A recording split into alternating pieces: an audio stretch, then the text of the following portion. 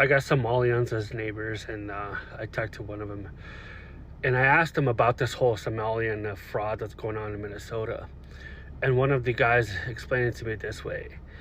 He said back in Somalia, a lot of them come from clans, and Muslims have this thing where their spoils, even their Prophet Muhammad, whatever, he would go out and plunder people, and the spoils of war would be considered rightfully theirs. And whenever they would go to a place and they would subjugate the non-believers, they would put a tax on them. So he's like, the Somalians believe in Minnesota their plunder is rightfully theirs, and it's just a tax that the white people are paying for the Somalians, to, you know, for them, to the Muslims, to the non-believers.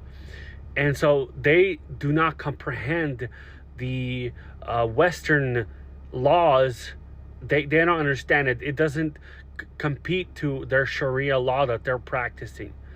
And so there's outrage. And so he explained this one little thing to me. He's like, in their religion, they're permitted to lie.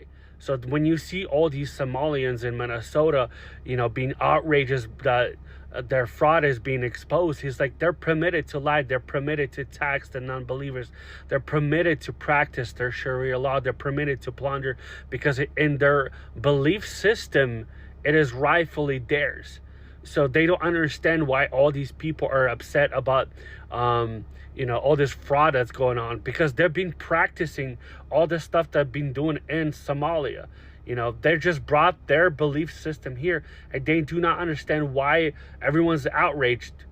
And, you know, so that's just, and I was like, well, that kind of makes sense. I guess if you raised up in one belief system, you went to another, and then, you know, you're upset why they're upset that you're marrying a 6-year-old. That's kind of been happening.